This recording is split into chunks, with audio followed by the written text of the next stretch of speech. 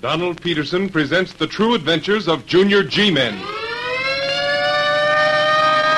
The Junior G-Men are on the air, speeding to your homes, ready for action. Stand by. All Junior G-Men, stand by. Stand by for the thrilling details of the secret of the locked room.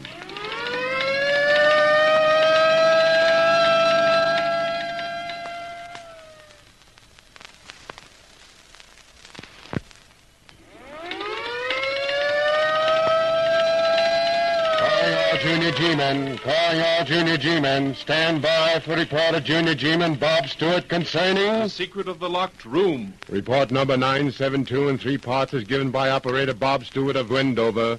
Part 1. Well, fellas, my dad happens to be a lawyer, and several weeks ago, Mr. Paul Van Cleef, nephew of one of his clients, dropped in to see him at the office.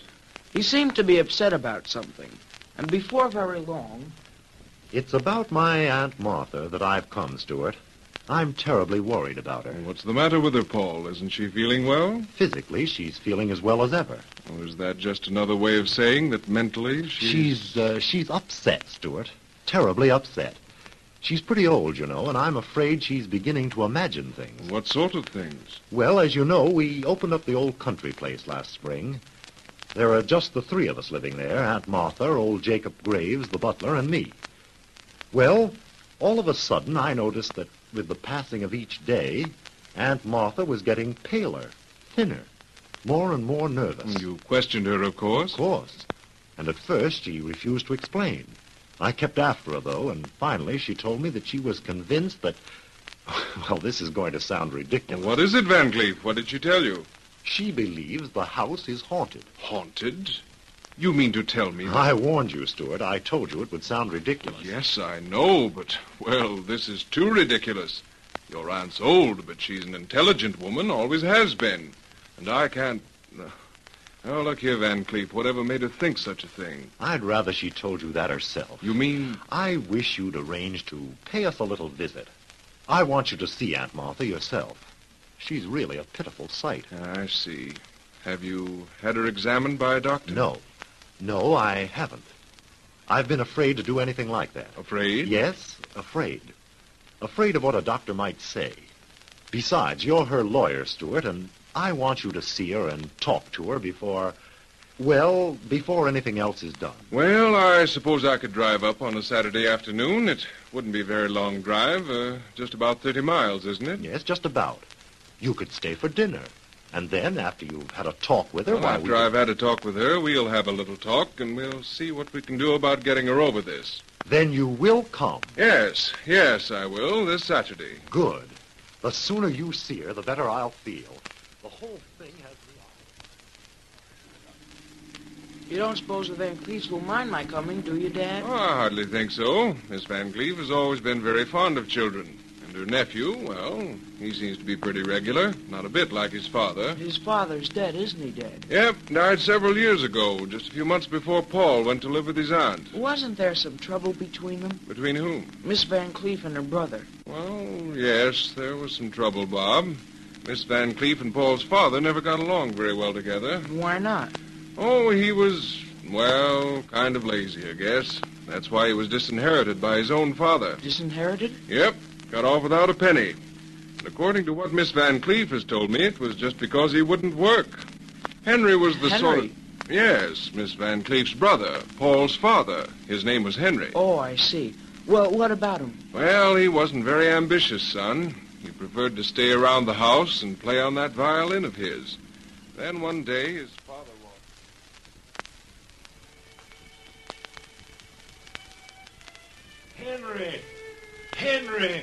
Henry, stop playing that violin and listen to me. That's better. Well, what do you want? I want to talk to you about your future. Again? Yes, again. But this time we're going to reach a decision. That'll be nice. Perhaps you won't think so after you've heard what I've got to say. Sounds ridiculous. No, it isn't ridiculous, Henry. It's very serious. You've had every chance, every opportunity I could possibly give you, and Perhaps that's what's wrong. Perhaps I've spoiled you. Perhaps. Well, if I have spoiled you, Henry, I'm sorry. Sorrier than I can say, and I'm ready to right that wrong. You mean that I want you to leave this house, Henry. I don't want you to return until you can prove to me that you're a man able to support yourself. Now, wait a minute. You can't... There's no use, Henry. My mind's made up. I've made a new will, cut you off without a penny. Unless you come through the way I'd like to see you, I'm leaving everything to your sister Martha. And I suppose that tickles her to death. On the contrary, she begged me not to take this step. I don't believe it. She hates me. You know that isn't true, Henry. However, there's nothing more to be said. You mean I've got to go? You're putting me on my own? I've got to, Henry. Well, it's for your own good. I'm convinced of that. But what am I going to do? That's your problem, Henry, and you've got to face it. You've got a good education. Why, you can play the violin better All than right. All right.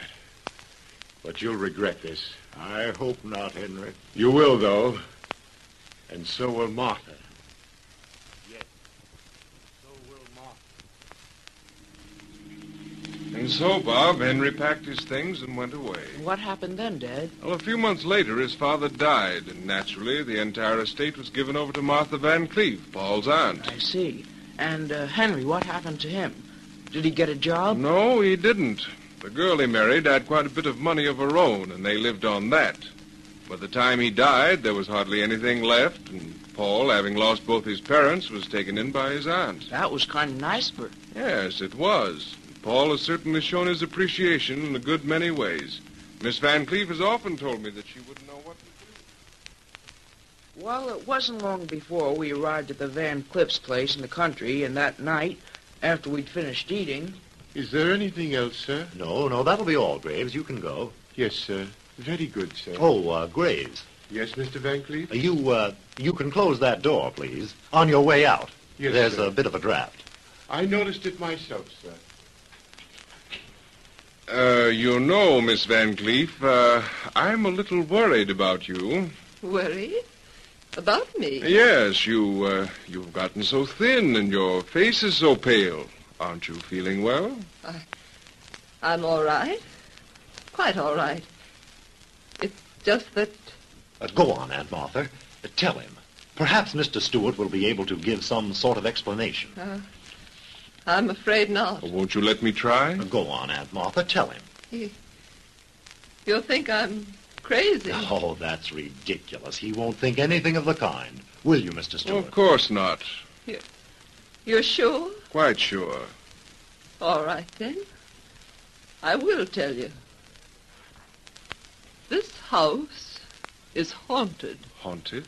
by the ghost of my dead brother, Henry, Paul's father. But that's impossible. It can't You be that... see, you don't believe me. And I knew you wouldn't. No one does. You all think I'm crazy. Now, please, Miss Van Cleef, wait a moment. Perhaps if you explained right from the beginning... You'd only laugh at me behind my back. No, I wouldn't. I'd try real hard to help you find a logical solution. Now, please, tell me all about it. When did this ghost of your dead brother first appear? He didn't appear. But I heard his voice, just as plain as I hear yours. And I heard him playing, too. Playing? His violin. It was just a few weeks ago that it started. It was late at night, and I was alone in my room. The door was locked, and suddenly...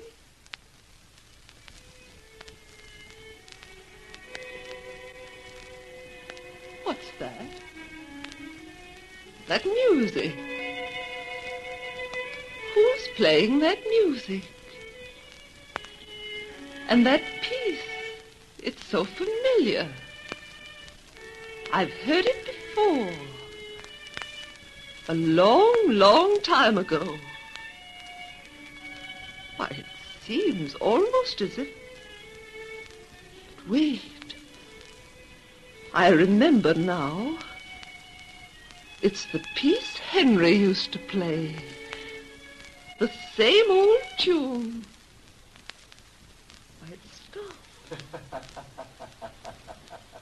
Who's that? Who's that? Remember me, dear sister? Remember me? You call me sister. And your voice is... Henry! Henry, where are you? You turned my father against Oh, that's not true, Henry. That's not me. true. He left you everything and cut me off without a penny. Oh, it wasn't my fault, Henry. I didn't want him. You thought you'd gotten away with it, didn't you? That I'd forgotten all about it. Please don't remind I me. haven't forgotten, dear sister, and neither shall you. Believe me, Henry, I I didn't... have come back from the darkness of death, from out of the gloom of the grave, to haunt you forevermore. Henry, you Until can't... we meet again, dear sister, farewell.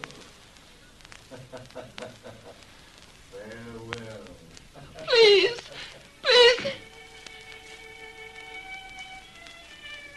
That music again. The same old tune. Gee whiz. That was the beginning. He's come back every night since then. And he always plays the same old tune. He never appeared to you? You never saw him? Never.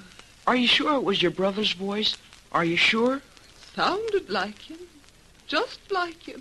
Gosh, I wonder Oh, what... wait a second, Bob. Okay, Dad. Now, Mr. Van Cleve, Yes. have you ever heard that voice, that music? No, I haven't. And Graves, the butler, what about him? Has he ever heard anything unusual? Never. Then you, Miss Van Cleve, are the only one who has I ever... knew it. I knew it. You don't believe me. You think I'm hearing things. You think I'm crazy. You think I'm crazy. And after Miss Van Cleef had gone to her room, Paul Van Cleef, Dad, and I went into the library. We talked the whole thing over, and then... Oh, it's all so fantastic, so unreal. Then you think my aunt is imagining things, hearing things that actually can't be heard. Well, what else can I think? She's the only one in the house who's heard these things, the only one who... I'm sorry, Van Cleef, but if I were you, I think I'd have her examined by a doctor. I was afraid you'd say something like that. Well, there's nothing else I can say. I understand, but you can imagine how I feel. Aunt Martha's been every bit as close to me as my own mother might have been if she'd lived. That's why I can't bring my... What's that? I don't know, but... Gee whiz, listen!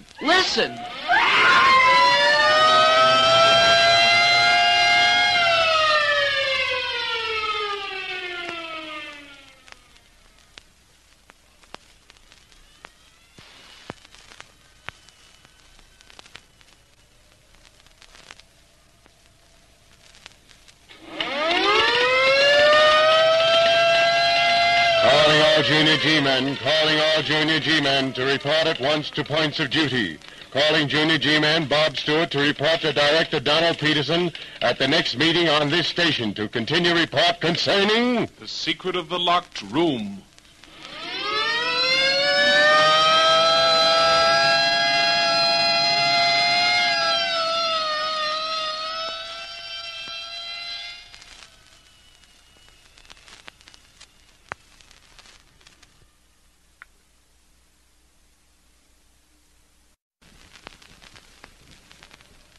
Donald Peterson presents the true adventures of Junior G-Men.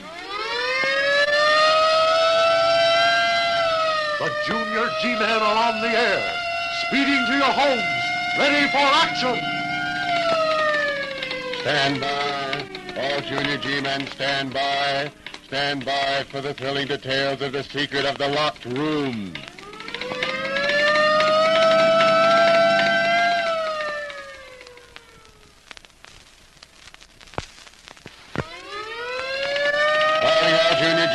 Calling all Junior G-Men. Stand by for report of Junior G-Man Bob Stewart concerning... The secret of the locked room. Report number 972 in 3 parts is given by Operator Bob Stewart of Wendover, Part 2.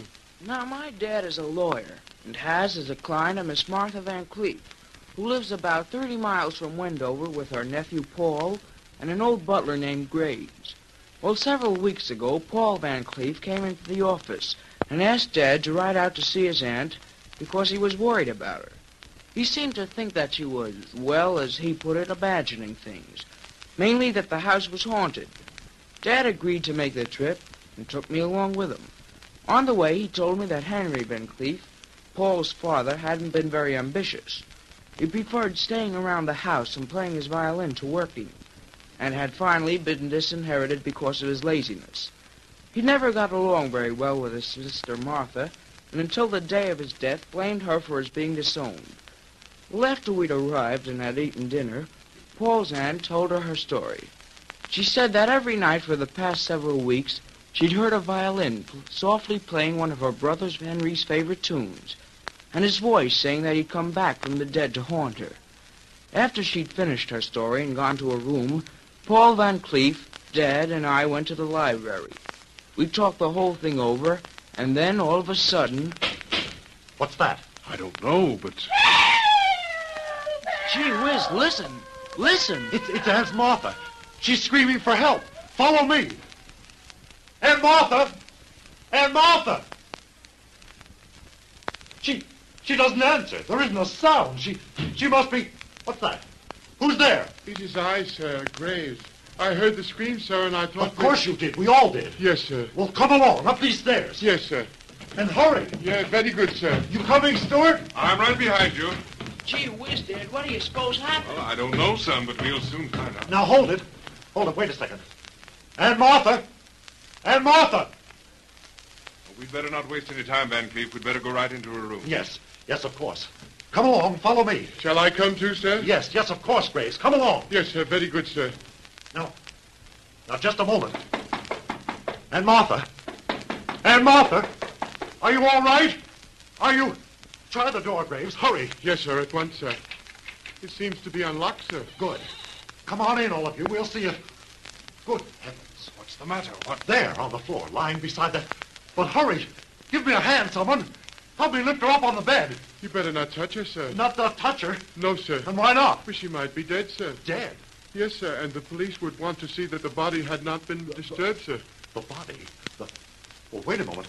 Wait a moment. Gee whiz, do you suppose she Quiet, got... son, quiet. She's breathing. She's alive. She's not dead. Do you hear, Graves? She's not dead. My mistake, sir. Sorry, sir. Get the smelling salts. Get some water, some ice water, and everything else Yes, you need. sir, at once, sir. At once, sir. Well, soon after Graves returned with the smelling salts and things, Miss Van Cleef came too. Then, as soon as she began to feel a little stronger... He's right, Paul. He's right. Who's right, Aunt Martha? Who's right? Your father, Paul. Everything he said is true. He spoke to you again? You heard his Yes, voice? Paul, and I'll hear it again and again. But he's dead, Aunt Martha. You can't Oh, possibly... don't you see? You don't believe me, Paul. You don't believe me. I want to believe you, Aunt Martha, But you I... can't, and you never will. Because you'll never hear his voice. He'll never speak to anyone but me. How do you know, Miss Van Cleef? How can you be sure? He told me so tonight.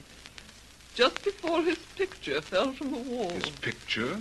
That large one in the heavy frame? Yes, that large one. It overturned the chair. That must have been the crash we heard. Yes, that's right. Is that why you screamed, Miss Van Cleef? Yes. Yes, that's why I screamed.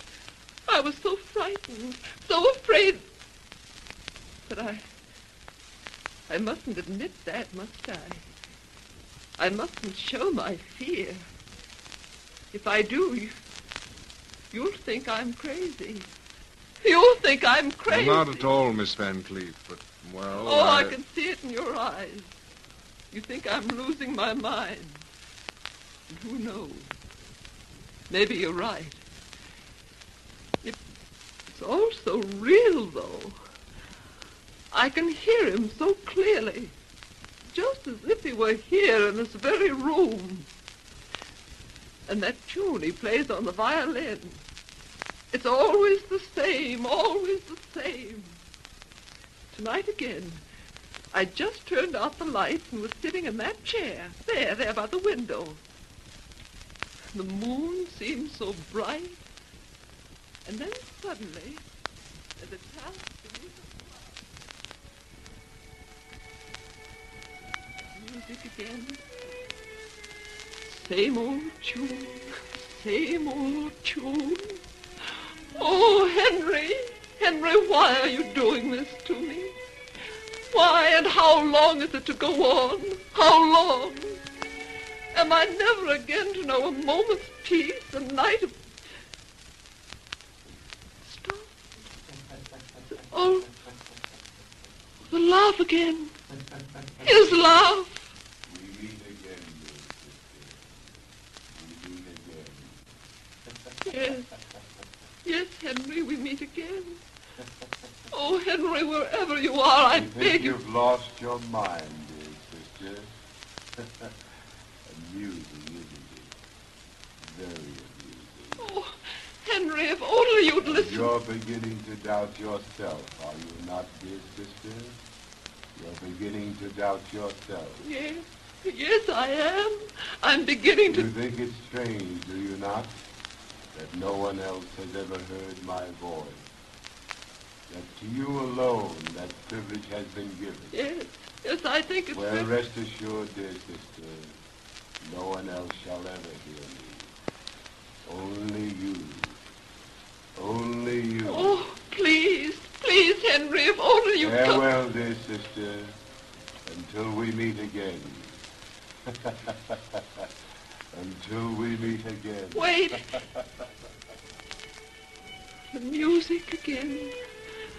The same old tune again and again. The same old tune. And you still haven't seen him? He's never appeared to you? Never. Gee whiz. It sure is funny, all right. Yes, very. Look here, Van Cleve. Yes, Mr. Stewart. In view of what's happened, I'd like to spend the night here. That is, of course, if you can put us up. Why, that'll be a pleasure, Mr. Stewart. And you have no idea what a relief it'll be to have someone else in the house. Graves, Yes, sir. you'll prepare the guest room in the west wing. Very good, sir. Immediately, sir. And now, if you don't mind, I'd like to call my wife. Why, of course. I'll tell her that Bob and I are going to spend the night here, and that she doesn't need to expect us home until sometime tomorrow afternoon. And later that night, after Dad and I had gone to the room that had been prepared for us, we got to talking about... I can't understand it. I just can't understand it. Neither can I, Dad. There just doesn't seem to be any reason for it. That's just it. There isn't any reason.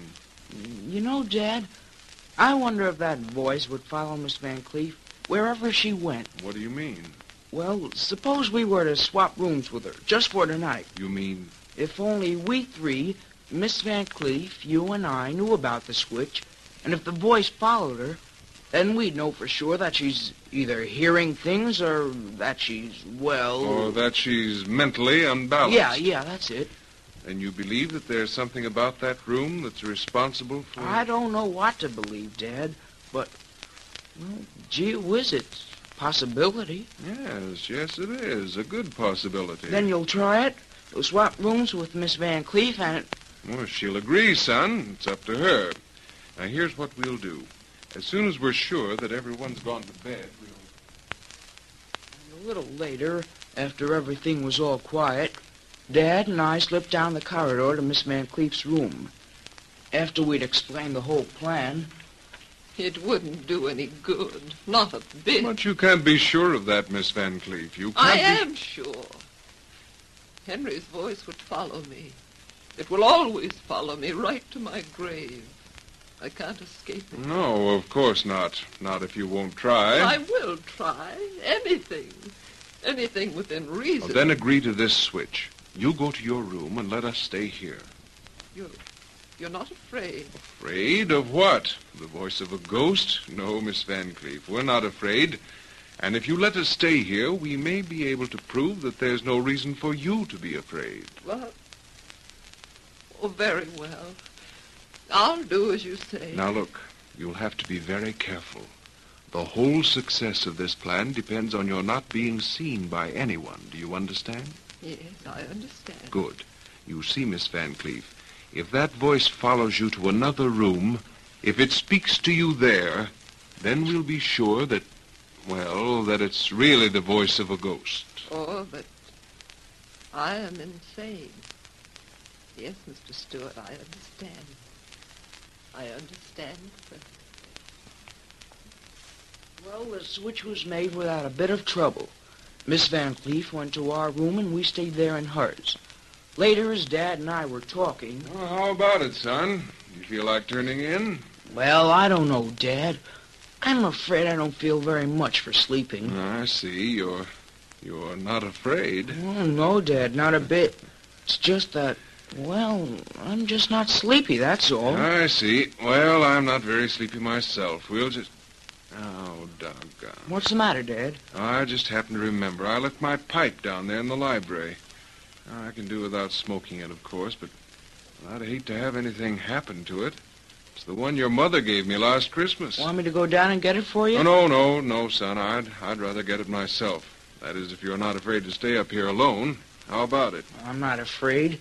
You better be careful, though. I mean that you're not seen leaving or entering this room. That'd spoil everything. Yes, it would, wouldn't it? Well, I'll be careful, and I won't be gone long either. I'll be back just as soon as I can possibly know. And Dad hadn't been out of the room more than 3 minutes when all of a sudden... Gee whiz, music. Where's it coming from? Who's playing it? It's creepy, too. Kind of gives you the chills. Just the way Miss Van Cleef described it. Gosh, I wish Dad were here. It stopped. Gee whiz, that laugh. I'm scared. We meet again, dear sister. We meet again. Holy cats, that voice. It's talking to Miss Van Cleef, and she's not here. She's not here.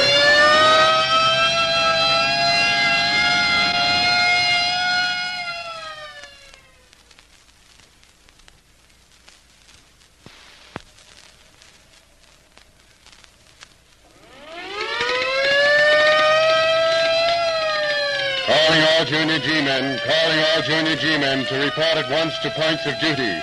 Calling Junior G-Men Bob Stewart to report to Director Donald Peterson at the next meeting on this station to continue report concerning... The secret of the locked room.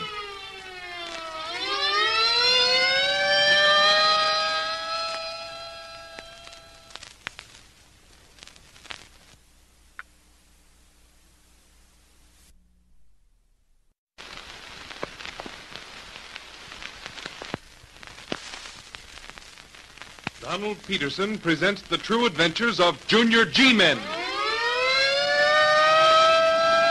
Junior G-Men are on the air, speeding to your homes, ready for action.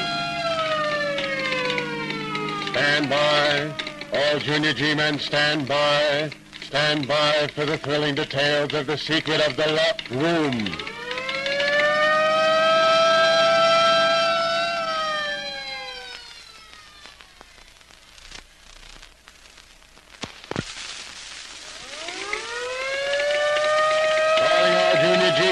Calling all Junior G-Men, stand by for report of Junior G-Men Bob Stewart concerning... The secret of the locked room. Conclusion of report number 972 is given by Operator Bob Stewart of Wendover. Well, my dad's a lawyer. And some time ago, he and I visited one of his clients, a Miss Martha Van Cleef. She insisted that the house in which she lived with her nephew Paul and an old butler named Graves was haunted by the ghost of her dead brother Henry, Paul's father. Miss Van Cleef told us that she had heard a violin softly playing a tune that her brother Henry had always played while he was alive, and his voice saying that he'd come back from the grave to haunt her. Dad and I decided to spend the night there, and we hit on the idea of changing places with Miss Van Cleef to find out whether or not the voice would follow her. After the switch was made, Dad went down to the library to get his pipe, and while he was gone... Gee whiz, music. Where's it coming from? Who's playing it? It's creepy, too. Kind of gives you the chills, just the way Miss Van Cleef described it. Gosh, I wish Dad were here. stopped. Gee whiz, that laugh. I'm scared. We meet again, dear sister. We meet again. Holy cats, that voice. It's talking to Miss Van Cleef, and she's not here. She's not I here. think you've lost your mind, dear sister. Amusing, isn't it? Very amusing. Then she wasn't imagining things. She hasn't lost You're her mind. beginning to doubt yourself, are you not, dear sister? You're beginning to doubt yourself. She isn't crazy. She really heard a voice. You think it's strange, do you not? That no one else has never heard my voice. That to you alone has that privilege been given. Voice of a ghost. But gosh, it can't be. It just Well, can't. rest assured, dear sister, no one else shall ever hear my voice. Only you. Only you. It seems to be coming from over there. Farewell, dear sister, until we meet again. Until we meet again. It's all a trick. That's what it is. Deliberate trick to drive Miss Van Cleef crazy. Who's behind it? Who's behind it? Well, a couple of minutes later, Dad came back to the room. And after I told him what had happened... You believe that someone is deliberately trying to drive Miss Van Cleef crazy? But who? Miss Van Cleef hasn't another relative in the world but her nephew, Paul. Paul. If she were proven insane, incompetent, he'd be given absolute control over the entire estate. Oh, but it's too ridiculous. It can't be. How about the Graves, the butler? Oh, but you told me that it didn't sound like Graves' voice. In fact, you said you didn't recognize it at all. That means there must be someone else in this house. Someone we haven't seen. Yes, but suppose that voice doesn't belong to anyone in this house. Supposing it isn't a voice at all. You mean that... Suppose it isn't a living voice. Oh, good heavens, son, you don't mean... Remember, Dad, I told you that the voice seemed kind of mechanical, and that it seemed to be coming from someplace behind the wall, over there where the picture of Miss Van Cleef's brother used to hang? That's just it. There's probably someone in the next room. There can't be, Dad. There couldn't have been. If there had been someone in that room, he'd have overheard us talking. He would have known about the switch. In that case, I would have never heard the voice. He wouldn't have spoken, not to me, Dad. Well, no, I suppose not, and yet But look here, you seem to have something in mind, some kind of a solution. Let's have it. Well, just suppose there's some kind of a record, a phonograph record. One that's been especially prepared for exactly this purpose. And there'd be more than one dead. There'd be several. One for each time the voice was heard by Miss Van Cleef. Yes, that's true, of course. There'd have to be a phonograph, too, and someone to operate it. You haven't forgotten that, have you? No, Dad, I haven't. Now, if I'm right about these records, there's probably a phonograph set up against the wall of the next room, and I wouldn't be surprised if it were located almost directly back of that spot where the picture used to hang. Now, that wouldn't surprise me either, Bob. And it would explain the picture's falling. The sound vibration would gradually loosen the nail or whatever held that picture up, and then finally... but that's beside the point. Go on, son. What about the operation of this phonograph? How do you explain that? Well, as long as we're figuring that there couldn't have been anyone in that room, we've got to take it for granted that the machine, if there is one, is operated by a switch, an electric switch. An electric switch that would start the machine, stop it automatically, and then move the arm back to its original position. Yeah. Yes, it could be done. In fact, I've seen it done. There are machines just like that. Sure there are. But the switch, Dad. If only we knew where it was. The switch. But of course, now I understand. What, Dad? What? When I went down to the library a while ago, I fumbled around in the dark trying to find the light switch. I found a little button, pushed it, but nothing happened. That is, the lights didn't go on. At the moment, I thought it might be a means of ringing for the butler, but when he didn't show up, I just forgot all about it. I'll bet it's the switch we're after, Dad. I'll just bet it is. And it points the finger right at Paul Van Cleef. He could have thrown that switch while we were talking to him in there in the library. just before his Aunt Martha screamed. Yes, I know, and yet it seems almost unbelievable. But look here. We've got to test this theory of ours just to make sure it's foolproof. Now, here's what we'll do. I'll sneak down the hall. Well, Dad left me there in that room. And then a few minutes later returned with Miss Martha Van Cleef. After he'd closed the door... Now, don't be frightened, Miss Van Cleef. Everything's going to be all right in a little while. I hope so. I hope so. Tell me, that room next to this one, what's it used for? Why, nothing. Nothing at all. It's just a guest room. And then why is it locked? Locked? But I didn't know it was locked. Well, it is. I tried the knob on my way down the hall, and it's locked all right. I suppose you have the key. Why, no, I haven't. I gave the only duplicate to Graves when he lost his. I see. I suppose Graves knew that yours was the only duplicate key to that room, didn't he? Yes, he did. He promised to have another made, though, and, well, I suppose it must have slipped his mind.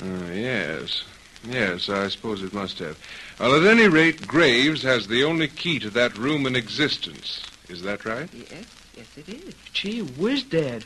Then Graves must be the one... Quiet, son, quiet. What's the matter, Mr. Stewart? What's the matter? Nothing, Miss Van Cleef. Nothing at all. We've merely been trying to solve this mystery, and I think we've succeeded. Now, I want you to stay here in this room with Bob. I have an idea you're going to hear that voice again. Henry's voice? Well, a voice that sounds like Henry's. Now, you mustn't be frightened either, because there's no longer any reason for you to be. I don't understand. Won't you explain? When I come back, after we've found out whether or not our little experiment is successful. Well, Dad left us and went to the library, pushed the little button. Oh, but wait a second. Here's what happened upstairs. Miss Van Cleef and I were just sitting there waiting for something to happen. And then, all of a sudden...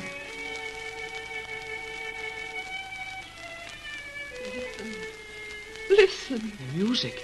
It worked. You hear it, then? The music, you hear it? Yes, I do. Oh, then I'm not imagining things. I'm not imagining... No, you're not imagining things. Not by a long shot. Dad pushed the little switch down there in the library and... But wait, it stopped. Now we'll hear the...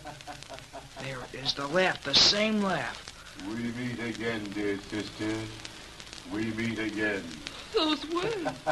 The very same words I heard earlier I this think evening. you've lost your Wonder. mind, dear sister. The record hasn't been changed. It hasn't been Amusing, changed. isn't it? Very amusing. And when Dad returned, he explained the whole thing to Miss Van Cleef and insisted that she allow him to send for the police immediately.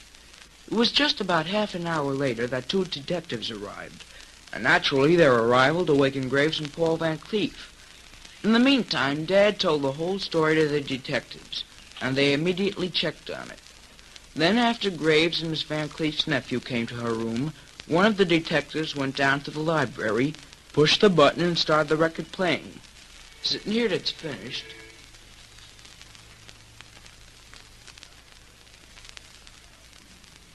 Interesting.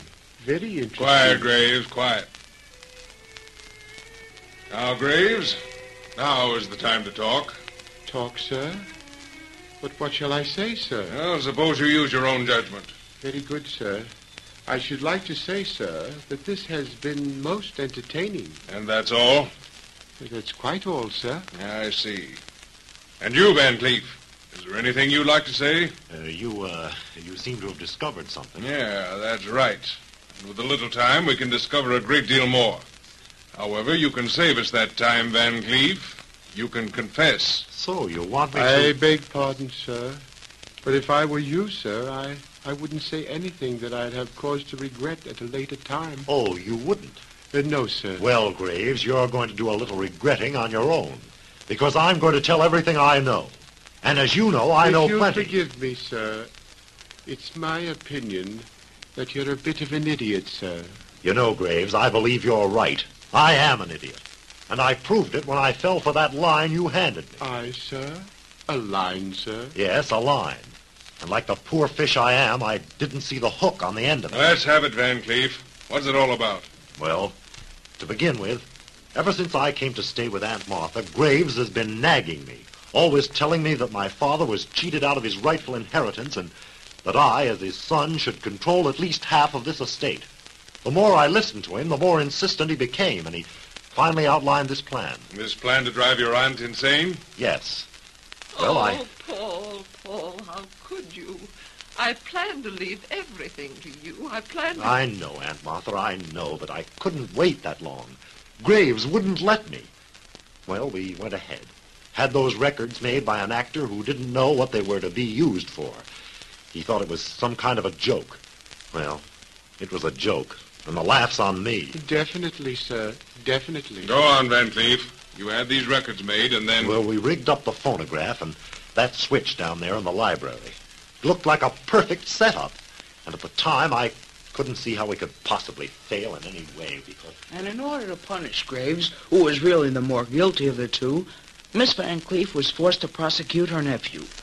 However, he got off with a fairly light sentence. And although he'll be out of the prison in a few weeks, he'll never be really free, because he'll always have a guilty conscience.